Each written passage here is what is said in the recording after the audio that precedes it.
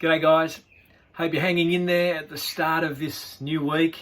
Wasn't it good to share a meal together after church, both of our services on Sunday?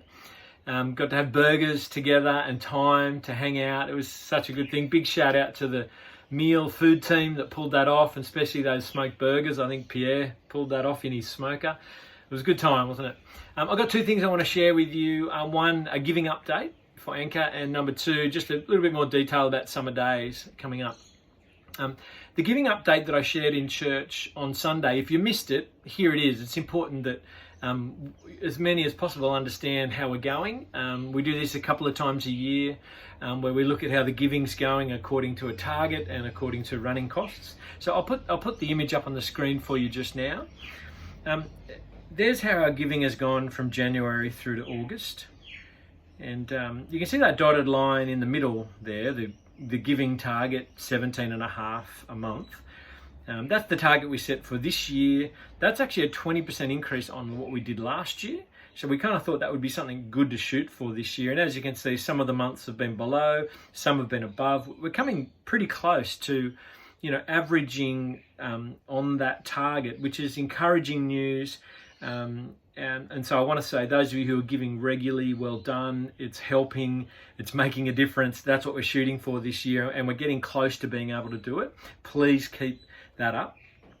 But as you can probably also see, the dotted line at the top of the page, that's our actual running costs, monthly running costs of church. When you consider 3 staff, administration, insurances, rent, everything, all the costs of running our ministry, that's our average monthly running costs. Now, you might ask the question, how is it that they're our actual costs, but we're only giving this amount? Well, in the note there, you can see the shortfall's being covered by some external giving and a grant. So praise God, there are a few men and women, Christian men and women beyond Anchor, who give generously to help us grow the gospel here in Coffs. And so there's a number of those giving to help Anchor get established, and particularly as we take big steps like what we've done this year to bring on another gospel worker, and also a grant. So that's Gospel Future Fund. We applied for a church growth grant, and we're successful. And what that means is we've got some money this year, less next year, and less again the year after. But that was given to us to bring on a new worker, which we have done this year, to help establish this ministry and grow the gospel in the area. And the idea would be that as the as things grow, we end up being able to pay for and cover all our own costs, which is what we're shooting for. So there you go. There's how we're going. There's encouraging news, and then there's the reality of what it costs us to run church. Please keep that in mind as you're considering your finances. Please keep giving generously and regularly if you are. Please start giving if you're not. And all of us, I want to keep encouraging all of us to consider again our finances, and are you able to stretch? Are you able to reconsider what you currently give? Please consider your giving. You can see down there also the property giving, that's up to $24.50. That's a little savings account we've got to start saving up a deposit to get a loan and hopefully one day purchase something. It might even be that next year we consider our options as to what we could possibly purchase, just to maybe take the first step towards where we're heading in the future. If you're able to give to that account, that'd be very helpful. We're trying to build a deposit. So there you go. There's the Anchor giving update.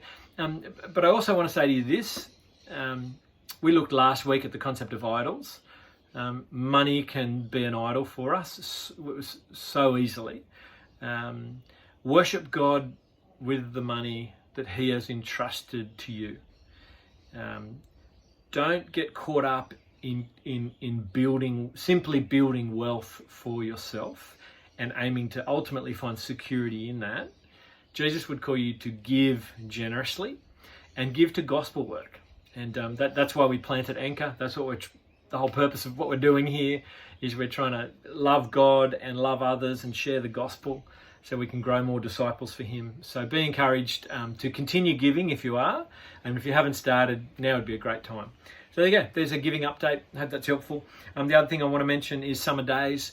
This is our kind of final week where we've been doing a bit of bit of a ramp up internally to try to get people on teams ready for the summer days in January. There's been an encouraging response. We've got a number of people on teams. There's about 3 or 4 people, or sometimes about 5 people still needed for a lot of those teams.